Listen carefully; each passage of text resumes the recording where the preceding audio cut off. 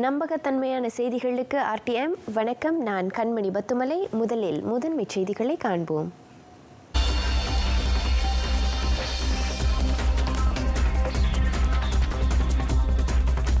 மாநிலம் மாவட்டம் கடந்து பயணிப்பவர்கள் நிர்ணயிக்கப்பட்ட நடைமுறைகளை பின்பற்றுமாறு கேட்டுக்கொள்ளப்படுகின்றனர்.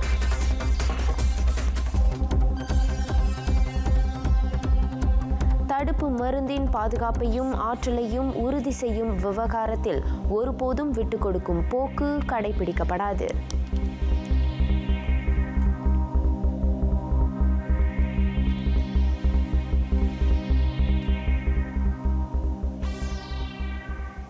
நாடு முழுவதும் உள்ள மக்கள் இன்று தொடங்கி மாநிலம் மாவட்டம் கடந்து பயணிக்கலாம். அதே சமயம் வாகனங்களின் இருக்கைக்கு ஏற்ப பயணிகளை ஏற்றிச் செல்லவும் அனுமதி வழங்கப்படுவதாக பாதுகாப்பு விவகாரங்களுக்கான மூத்த அமைச்சர் டத்துஸ்ரீ இஸ்மாயில் சப்ரி யாக்கூப் தெரிவித்தார். நாடு முழுவதும் வைரஸ் தொற்று அபாயம் உள்ள பகுதிகள் மாவட்டங்களை தவிர்த்து இதர இடங்களில் நிபந்தனைகளுடன் கூடிய நடமாட்ட கட்டுப்பாட்டு உத்தரவு நேற்று நிறைவுக்கு வந்தது. அதனைத் தொடர்ந்து மக்கள் மாநிலம் மாவட்டம் கடந்து பயணிக்கவும் வரம்பின்றி பயணிகளை ஏற்றிச் செல்லவும் அனுமதி வழங்கப்பட்டுள்ளது. பஹாங்பரா மாவட்ட சுகாதார அலுவலக ஏற்பாட்டில் நடைபெற்ற நிகழ்ச்சியில் கலந்து கொண்ட பின்னர் டத்தோஸ்ரீ இஸ்மாயில் சப்ரி யாக்கூப் செய்தியாளர்களிடம் பேசினார்.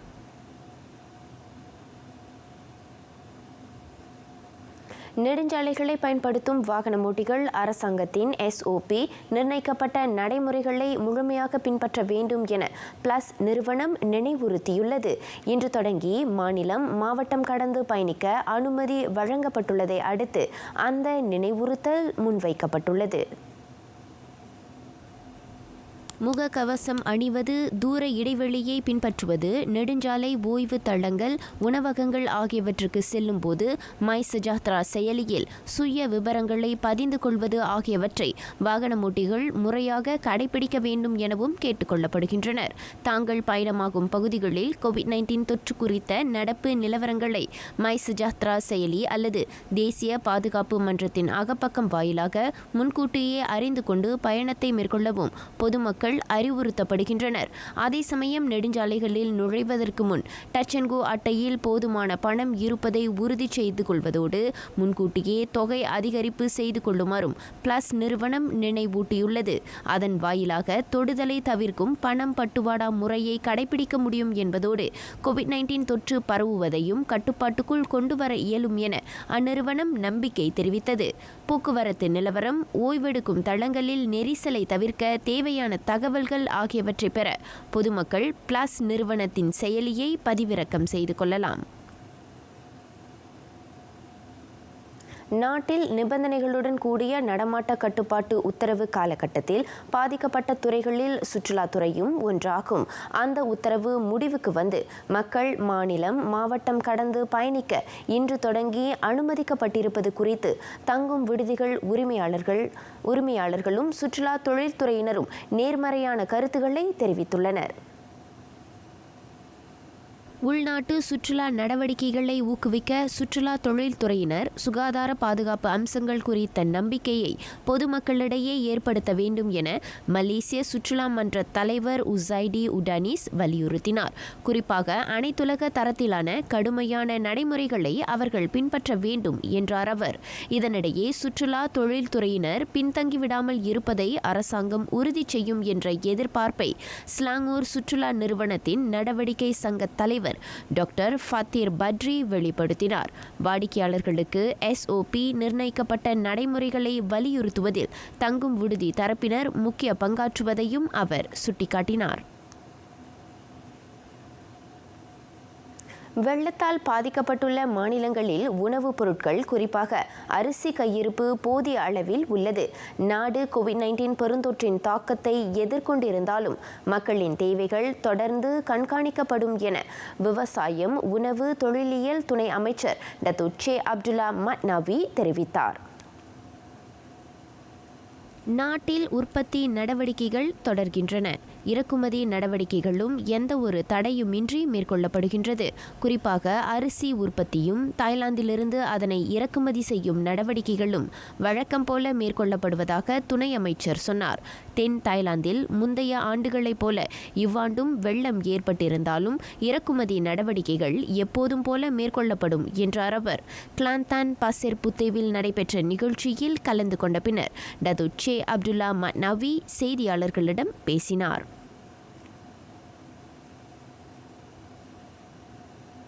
கோவிட்-19 தொற்றை கட்டுப்படுத்த அமல்படுத்தப்படும் SOP நிர்ணயிக்கப்பட்ட நடைமுறைகளுக்கு ஏற்ப நாட்டில் வெள்ள காலத்தின் போது பின்பற்றப்பட வேண்டிய நடைமுறைகளை நட்மா தேசிய பேரிடர் நிர்வாக நிறுவனம் மேம்படுத்தும். மீட்பு பணிகளின் போது முகக்கவசம் அணிவதும் அதில் அடங்கும் என நட்மாவின் தலைமை இயக்குனர் டாக்டர் அமீனுடின் ஹசீம் தெரிவித்தார். மழை பெய்யும் போது முகக்கவசம் அணிந்து பாதுகாப்பு நடவடிக்கைகளில் ஈடுபடுவதில் அதிகாரிகள் சிரமத்தை எதிர்நோக்குகின்றனர். எனினும் கோவிட்-19 தொற்றிலிருந்து தங்களை பாதுகாத்துக் கொள்ள அவர்கள் முகக்கவசம் அணிவது அவசியம் என டாக்டர் அமீனுடின் ஹசீம் குறிப்பிட்டார். கிளாந்தானில் வெள்ள பேரிடரை எதிர்கொள்ள 6800 படகுகளும் லோரிகளும் தயார் நிலையில் வைக்கப்பட்டுள்ளதோடு தற்காலிக துயர் துடைப்பு மையங்களும் செயல்படும் நிலையில் உள்ளன. கிளாந்தான் கோத்தபாருவில் உள்ள பேரிடர் உதவி பொருட்கள் சேமிப்பு கிடங்கை பார்வையிட்ட பின் டாக்டர் அமீனுடின் ஹசீம் செய்தியாளர்களிடம் பேசினார்.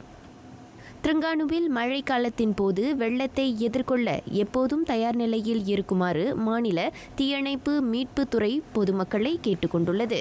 குறிப்பாக மழை காலத்தில் நீர் பெருக்கெடுத்து ஓடும் அசம்பாவித சம்பவங்கள் நிகழ அதிக வாய்ப்பு உள்ளது.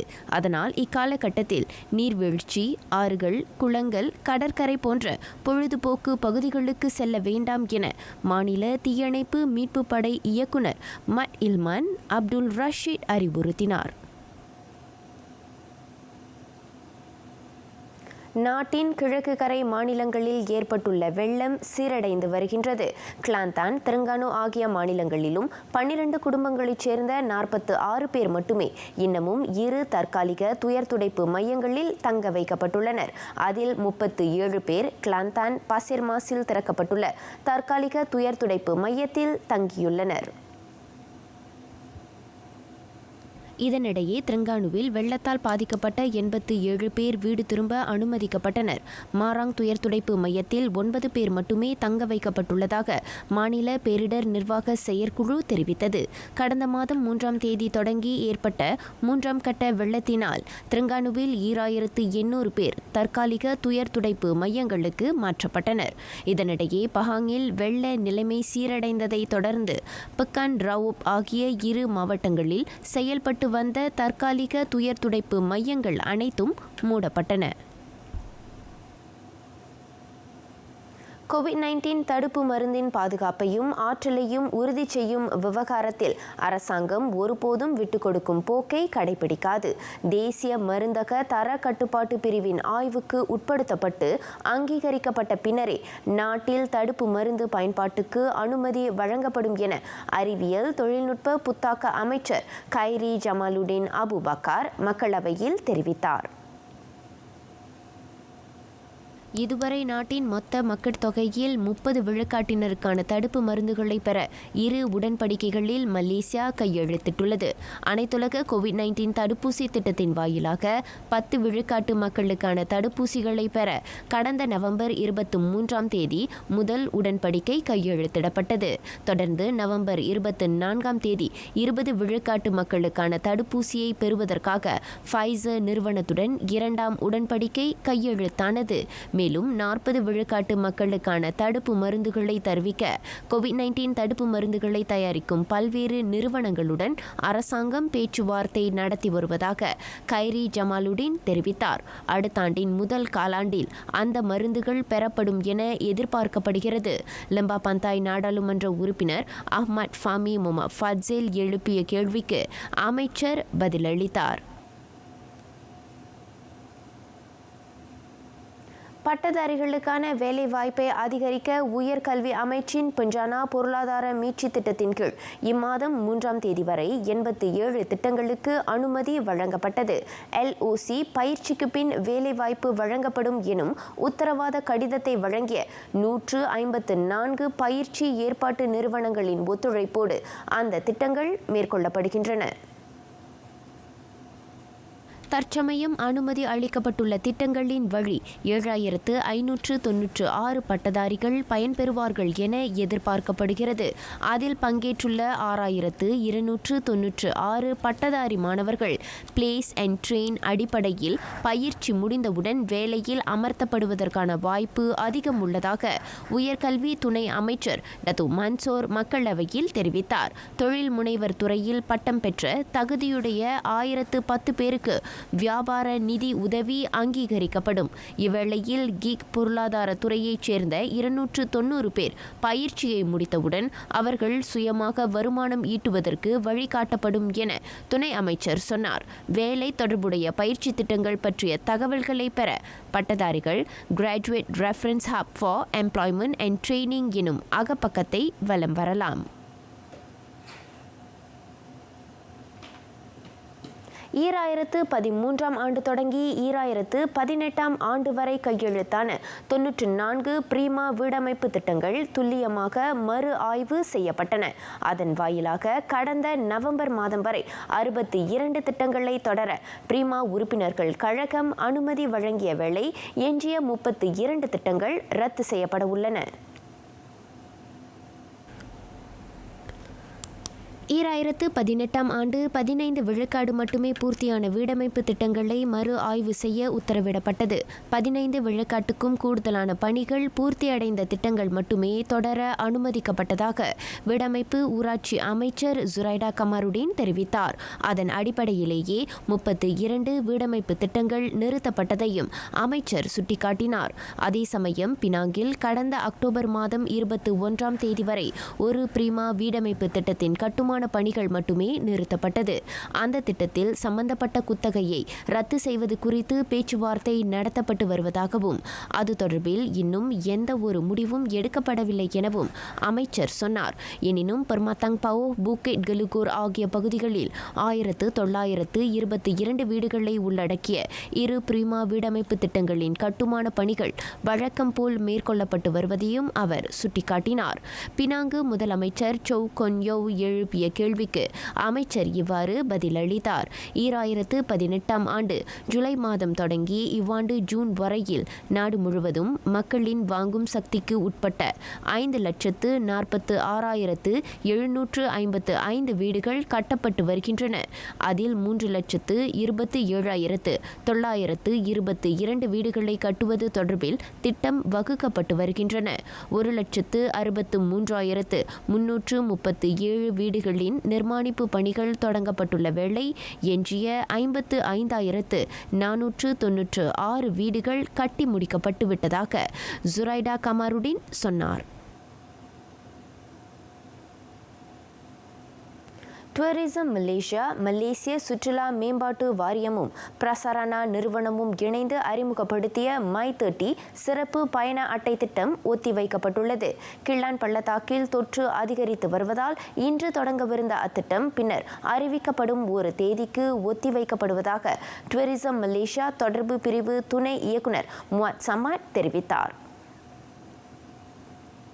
பொருளாதார ஊக்குவிப்பு திட்டத்தின் கீழ் பொது போக்குவரத்து வாயிலாக உள்நாட்டு சுற்றுலாத்துறையை உந்தச் செய்யும் நோக்கில் அத்திட்டம் அறிவிக்கப்பட்டது.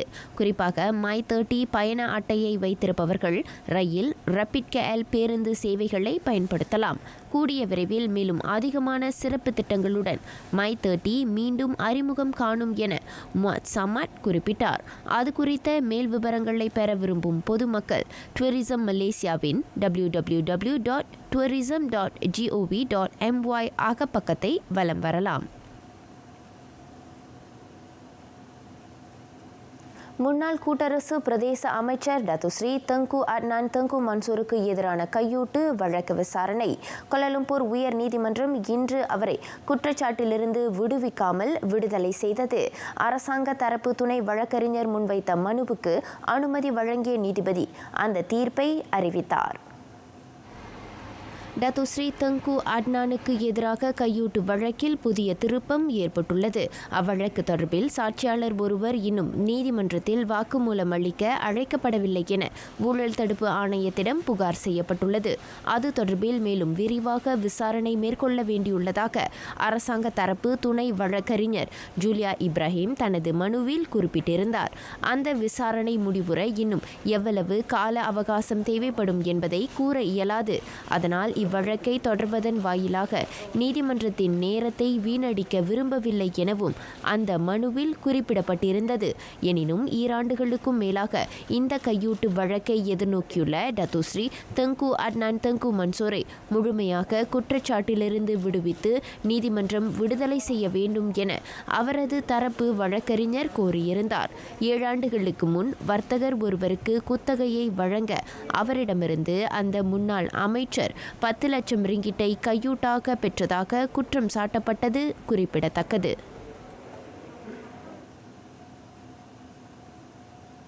பேரா கம்பாரில் 2 சிறுவர்கள் உட்பட ஒரே குடும்பத்தைச் சேர்ந்த 3 தீயில் கருகி மாண்டனர். ஜல்லான் கம்பார் பராட் தீகவில் அமைந்துள்ள 3 மாடி கடை வீட்டின் வாடகை அறை ஒன்றில் ஏற்பட்ட தீயில் அவர்கள் உயிர் இழந்ததாக கம்பார் மாவட்ட போலீஸ் தலைவர் சூப்பரிண்டென்டென்ட் ஹாஸ்ரோன் நஸ்ரி ஹஷீம் தெரிவித்தார். 35 வயது ஆர் கார்த்திகா, அவரின் பிள்ளைகளான 6 வயது எஸ் ஹஷிகா, 12 வயது எஸ் சர்வேஷ் ஆகியோர் அச்சம்பவத்தில் உயிர் இழந்தனர். தாதியான ஆர் கார்த்திகா கணவரை பிரிந்து கடந்த 6 ஆண்டுகளாக அந்த வாடகை அறையில் தனது பிள்ளைகளுடன் தங்கி இருந்ததாக சூப்பரிண்டென்டென்ட் ஹஸ்ரோன் நஸ்ரி ஹஷீம் தெரிவித்தார். காலை மணி 10:03 வாக்கில் அவசர அழைப்பு கிடைத்தவுடன் தீயணைப்பு மீட்பு படையினர் சம்பவ இடத்துக்கு விரைந்தனர். 3 நிமிடங்களில் தீ கட்டுப்பாட்டுக்குள் கொண்டுவரப்பட்ட வேளை சம்பந்தப்பட்ட அறையில் கட்டிலில் கருகிய நிலையில் அம்மூவரின் சடலங்களும் கண்டெடுக்கப்பட்டன. தொடக்க கட்ட சோதனையின் போது கண்டெடுக்கப்பட்ட பணப்பையில் இருந்த அடையாள அட்டையை கொண்டு சம்பந்தப்பட்ட நபர் அடையாளம் காணப்பட்டதாக சூப்பரிண்டென்டென்ட் ஹஸ்ரோன் நஸ்ரி ஹஷீம் தெரிவித்தார். அதே சமயம் அறை சுவரில் பெட்ரோல் தெளிக்கப்பட்டிருந்தது அடையாளம் காணப்பட்ட வேளை அலமாரிக்கு பின்புறம் இருந்து பெட்ரோல் நிரப்பப்பட்ட கொள்கலன் ஒன்று கண்டெடுக்கப்பட்டதாகவும் அவர் சொன்னார். தற்சமயம் இதனை ஓர் திடீர் மரணமாக போலீஸ் வகைப்படுத்தியுள்ள போதும் விசாரணை தொடர்ந்து மேற்கொள்ளப்பட்டு வருகிறது.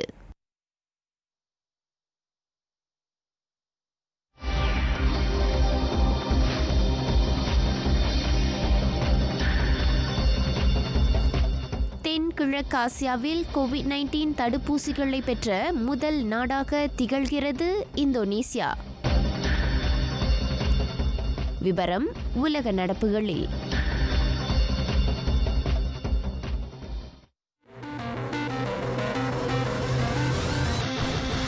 Sejak Mac lalu, kerajaan telah memberikan allowance khas COVID-19 sebanyak RM600 sebulan kepada Barisan Hadapan KKM dan ia akan diteruskan sehingga ancaman pandemik ini berjaya diatasi.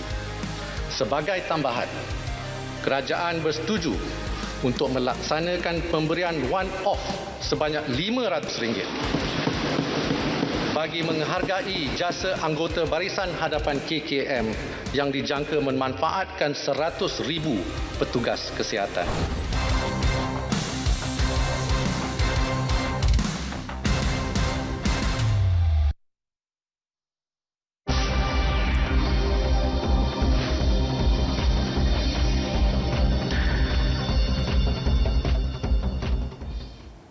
Pfizer பியோன்டெக் நிறுவனம் தயாரித்த கோவிட்-19 தடுப்பு மருந்து பிரிட்டன் மருத்துவமனைகளுக்கு விநியோகிக்கப்பட்டுள்ளன. நாளை தொடங்கி அந்த மருந்துகள் பொதுமக்களுக்கு வழங்கப்படும் என பிரிட்டன் தேசிய சுகாதார சேவை துறை தெரிவித்தது. 80 வயதுக்கும் மேற்பட்ட முதியவர்கள், முன்னிலை பணியாளர்கள், தொற்று கண்டவர்களை பராமரிப்பவர்கள் என தொற்றுக்கு இலக்காக அதிக வாய்ப்பு உள்ளவர்களுக்கு முதலில் அந்த தடுப்பு மருந்து வழங்கப்படும் என பிரிட்டன் தேசிய சுகாதார சேவைத்துறை தெரிவித்தது. உலகிலேயே கோவிட்-19 வைரஸ் தொற்றுக்கு எதிரான தடுப்பு மருந்தை போட்டுக்கொள்ளவிருக்கும் முதல் தரப்பினர் என்பதை அறிந்து பெருமிதம் கொள்வதாக மருந்தக பணியாளர் லூயிஸ் காக்லன் கூறினார். கடந்த வாரம் ஃபைசர் பியான்டெக் தயாரித்த கோவிட்-19 தடுப்பு மருந்து பயன்பாட்டுக்கு பிரிட்டன் அங்கீகாரம் வழங்கியது. அதன் வாயிலாக கோவிட்-19 தடுப்பு மருந்தை பொதுமக்கள் பயன்படுத்த அனுமதி வழங்கிய முதல் உலக நாடாக பிரிட்டன் விளங்குகிறது. ஒருவர் இருமுறை அந்த தடுப்பு மருந்தை போட்டுக்கொள்ள வேண்டியுள்ளதால் 2 கோடி பேருக்காக 4 கோடி தடுப்பு மருந்துகளை பிரிட்டன் கொள்முதல் செய்துள்ளது. அதனால் இவ்வாரம் குறைந்தது 8 லட்சம் தடுப்பு மருந்துகள் தயார் நிலையில் இருக்கும் என எதிர்பார்க்கப்படுகிறது. முன்னதாக பெல்ஜியத்திலிருந்து தருவிக்கப்பட்ட அந்த தடுப்பு மருந்துகள் நாட்டின் பல்வேறு பகுதிகளில் பாதுகாப்பாக வைக்கப்பட்டுள்ள வேளை அவை முதலில் தர கட்டுப்பாட்டு சோதனைகளுக்கு உட்படுத்தப்படுவதாக பிரிட்டன் சுகாதார அமைச்சு கூறியது.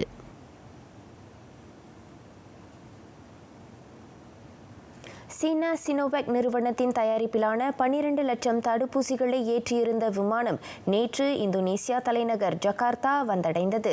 தென்கிழக்கு ஆசியாவில் கோவிட்-19 பெருந்தொற்றுக்கான தடுப்பூசிகளை பெற்ற முதல் நாடாக இந்தோனேசியா திகழ்கிறது. இவ்வாண்டு இறுதிக்குள் தொற்றால் பாதிக்கப்படும் சாத்தியம் அதிகமுள்ள தரப்பினருக்கு அந்த தடுப்பூசிகள் வழங்கப்படும் என இந்தோனேசிய அதிபர் ஜோகோ விடோடோ தெரிவித்தார். தொடக்க கட்டமாக சீனாவின் சினோவேக் நிறுவனத்திடமிருந்து 12 தடுப்பூசிகளை இந்தோனேசியா பெற்றுள்ளதை இணைய காணொலி வாயிலாக உரையாற்றிய ஜோகோ விடோடோ தெரிவித்தார். எஞ்சிய 18 லட்சம் தடுப்பூசிகள் அடுத்த ஆண்டு ஜனவரி தொடக்கத்தில் பெறப்படும் என்றார் அவர். சினோவேக் நிறுவனத்தின் தடுப்பூசிகள் இவ்வாண்டு ஆகஸ்ட் மாதம் தொடங்கி இந்தோனேசியாவில் சோதனைக்கு உட்படுத்தப்பட்டிருந்தது. அதன் பாதுகாப்பும் ஆற்றலும் உறுதி செய்யப்பட்ட பின்னரே அதனை கொள்முதல் செய்யும் முடிவை அரசாங்கம் எடுத்ததையும் ஜோகோ விடோடோ சுட்டிக்காட்டினார். இந்நிலையில் அந்த தடுப்பூசிகளை உள்நாட்டிலேயே தயாரிப்பதற்கான மூலப்பொருட்கள் இம்மாத இறுதியில் இறக்குமதி செய்யப்படும் என எதிர்பார்க்கப்படுவதாகவும் அவர் சொன்னார். தொடக்க கட்டமாக 1,50,00,000 தடுப்பூசிகளை தயாரிப்பதற்கான மூலப்பொருட்கள் இறக்குமதி செய்யப்பட உள்ள வேளை அடுத்த கட்டமாக 3 கோடி தடுப்பூசிகளை தயாரிப்புக்கான மூலப்பொருட்கள் தருவிக்கப்படும் என ஜோகோ விடோடோ சொன்னார். அத்துடன் தற்போது பெறப்பட்டுள்ள சினோவேக் தடுப்பூசிகள் உள்நாட்டு உணவு மருந்தியல் நிறுவனத்தின் தர கட்டுப்பாட்டு பரிசோதனைக்கு உட்படுத்தப்படும் என்பதோடு ஹலால் சான்றிதழ் கிடைத்தவுடன் அதன் பயன்பாட்டுக்கு அங்கீகாரம் வழங்கப்படும். 27 கோடி இந்தோனேசிய மக்களுக்கு அந்த தடுப்பூசிகள் பகிர்ந்தளிக்கப்படும். குறிப்பாக அந்த தடுப்பூசிகளை போட்டுக்கொள்வதில் மருத்துவ பணியாளர்களுக்கும் பொது சேவை அதிகாரிகளுக்கும் முன்னுரிமை வழங்கப்படும் என ஜோகோ விடோடோ சொன்னார். அண்மைய சில வாரங்களாக இந்தோனேசியாவில் நாள்தோறும் பதிவாகும் புதிய தொற்று சம்பவங்களின் எண்ணிக்கை தொடர்ந்து அதிகரித்து வருகிறது. அந்நாட்டில் இதுவரை 5,75,796 பேருக்கு தொற்று உறுதிப்படுத்தப்பட்ட வேளை 17,740 பேர் உயிர் இழந்தனர்.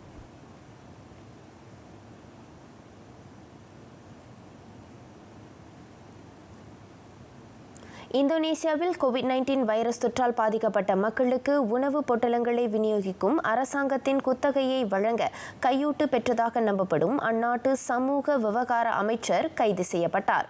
அவரது வீட்டிலிருந்து 12 லட்சம் அமெரிக்க டாலர் நிரப்பப்பட்ட பயண பைகளையும் பெட்டிகளையும் ஊழல் தடுப்பு ஆணைய அதிகாரிகள் பறிமுதல் செய்தனர்.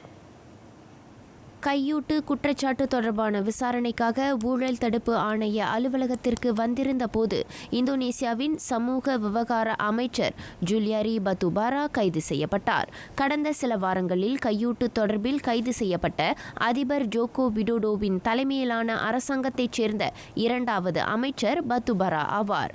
இந்நிலையில் அவசர உதவி தேவைப்படும் மக்களுக்கு உதவுவதற்காகவும் நாட்டின் பொருளாதாரத்தை மீட்சுற செய்வதற்காகவும் ஒதுக்கப்பட்ட நிதியை மோசடி மோசடி செய்யும் தரப்பினரிடம் ஒருபோதும் விட்டுக் கொடுக்கும் போக்கு கடைபிடிக்கப்படாது என அதிபர் ஜோகோ விடோடோ கூறியுள்ளார். தென்கிழக்காசியாவில் கோவிட்-19 வைரஸ் தொற்றால் மோசமாக பாதிக்கப்பட்ட நாடாக இந்தோனேசியா திகழ்கிறது. அதனால் பாதிக்கப்பட்ட மக்களுக்கு பல்வேறு உதவி திட்டங்களை அந்நாட்டு அரசாங்கம் அறிமுகப்படுத்தியுள்ளது. அதில் குறிப்பாக உணவு பொட்டலங்களை விநியோகிக்கும் குத்தகையை வழங்குவதற்காக ஜூலியாரி பத்துபாரா கையூட்டு பெற்றதாக நம்பப்படுகிறது.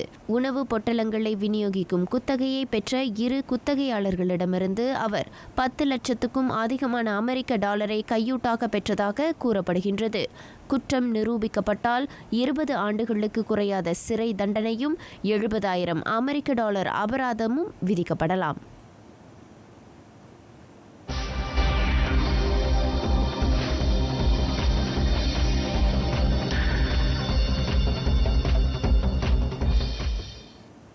தேசிய காற்பந்து விளையாட்டாளர் முஹம்மது ஷாஃபிக் அஹ்மட்டின் ஆண் குழந்தை மற்றும் அவரது மாமியாரின் உடல்கள் நேற்றிரவு நல்லடக்கம் செய்யப்பட்டன. நேற்று அதிகாலையில் வடக்கு தெற்கு நெடுஞ்சாலையில் சுங்காய் பக்காப்பிற்கு அருகே நிகழ்ந்த கோர விபத்தில் அவ்விருவரும் சம்பவ இடத்திலேயே உயிர் இழந்தனர். முஹம்மது ஷாஃபிக் அஹ்மட்டின் பிறந்து 22 நாட்களே ஆன ஆண் குழந்தை முஹம்மது ஷக்கீஃப் முஹம்மது ஷஃபிக்கும் அவரது 46 வயதான மாமியார் ஜைனப் வஹாப் ஆகிய இருவரது உடல்களும் நேற்று மாலை மணி 3:30 வாக்கில் பினாங்கு சுங்காய் பக்காப் மருத்துவமனையிலிருந்து அவரது சொந்த ஊரான கடா படாங் புசிங் கிராமத்திற்கு கொண்டு செல்லப்பட்டது. அவர்களது உடல்கள் புகிட் முராய் கிராமத்தில் உள்ள இஸ்லாமிய மையத்து கொள்ளையில் நேற்றிரவு மணி 8 வாக்கில் நல்லடக்கம் செய்யப்பட்டது. முன்னதாக குடும்ப உறுப்பினர்களும் கிராம மக்களும் அவர்களுக்கு இறுதி அஞ்சலி செலுத்தினர். இறுதி சடங்கின் போது ஜொகூர் அணியின் தாக்குதல் ஆட்டக்காரருமான முஹம்மது ஷஃபிக் துயரத்தில் ஆழ்ந்திருப்பதை காண முடிந்தது. பினாங்கு சுங்காய் பக்காப்பிற்கு அருகே நேற்று அதிகாலை மணி 5:30 வாக்கில் நிகழ்ந்த விபத்தில் முஹம்மது ஷஃபிக்கின் வீட்டு பணிப்பெண்ணான 30 வயது தித்தே சுகாம்தியும் சம்பவ இடத்திலேயே உயிர் இழந்தார். அவ்விபத்தில் முஹம்மது ஷஃபிக்கும் அவரது 2 வயது மகளும் சிறு காயங்களுடன் உயிர் தப்பிய வேளை அவரது மனைவி நூர் அமாலினா நூர் ஐன் பலத்த காயங்களுக்கு இலக்கானார். இதனிடையே முஹம்மது ஷாஃபிக்கிற்கும் அவரது குடும்பத்திற்கும் கடா அரசாங்கம் ஆழ்ந்த அனுதாபங்களை தெரிவித்துக் கொள்வதாக மாநில மந்திரி பசார் முஹம்மது சனூசி மட்னோர் தெரிவித்தார். இங்கிலீஷ் பிரீமியர் லீக் காற்பந்தாட்டம் இன்று அதிகாலை சொந்த அரங்கில் 2000 ரசிகர்கள் முன்னிலையில் களம் இறங்கிய லிவர்பூல் அணி 4-0 எனும் கோல் எண்ணிக்கையில் வூல்வ்ஸ் அணியை வெற்றி கொண்டது. கோவிட்-19 வைரஸ் தொற்றால் 9 மாத இடைவெளிக்கு பின் லிவர்பூல் அணி முதல் முறையாக அவ்வாட்டத்தில் களம் இறங்கியது. முற்பாதி ஆட்டத்தின் 24வது நிமிடத்தில் லிவர்பூல் அணிக்கான முதல் கோலை முகமது சலா புகுத்தினார். அவ்வணிக்கான மேலும் 2 கோல்களை ஜார்ஜினியோ வைனால்டம் அடித்த வேளை வூல்வ்ஸ் தனது சொந்த கோல் கம்பத்தில் அடித்த பந்து லிவர்பூல் அணியின் கோல் எண்ணிக்கையை 4 அதிகரித்தது. இந்த வெற்றியின் வாயிலாக லிவர்பூல் அணியும் டாட்டன்ஹாம் அணியும் லீக் பட்டியலில் முதல் 2 இடங்களை வகிக்கின்றன. இரு அணிகளுக்கும் இடையே கோல் எண்ணிக்கையில் வேறுபாடுகள் இருந்தாலும் இரண்டுமே 24 புள்ளிகளை பெற்று சமநிலையில் உள்ளன. இதனிடையே டாட்டன்ஹாம் ஸ்பர்ஸ் அணி ஆர்சனல் அணியை 2-0 எனும் கோல் எண்ணிக்கையில் வீழ்த்தியது. டாட்டன்ஹாம் அணிக்கான 2 கோல்களையும் ஹாரி கேனும் சொங்ஹியூங்கும் புகுத்தி அவ்வணியின் வெற்றியை உறுதி செய்தனர். நடந்து முடிந்த 10 ஆட்டங்களில் டாட்டன்ஹாம் அணி தொடர் வெற்றியை பதிவு செய்துள்ளது. மான்செஸ்டர் சிட்டி, செல்சி, ஆர்சனல் ஆகிய அணிகளுடனான ஆட்டங்களில் வெற்றி பெற்றதன் வாயிலாக இதுவரை டாட்டன்ஹாம் அணி 7 புள்ளிகளை பெற்றுள்ளது.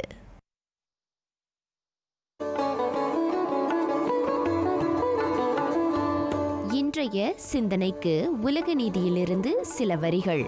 அடுத்தவரை ஒரு நாளும் கெடுக்க வேண்டாம். பிறர் கெடுவதற்கு நாம் காரணமாக இருக்கக்கூடாது. அதுவும் தன்னை அண்டி வந்தவரை ஒரு நாளும் கெடுக்கக்கூடாது என்கிறார் பாடலை இயற்றிய புலவர் உலகநாதர். இரவு மணி 7:30க்கு TV 2லும் மை ஃப்ரீவியூ அலைவரிசை 1, 2, 3லும் தமிழ் செய்தியை கொண்டு வருகிறோம். மீண்டும் சந்திப்போம்.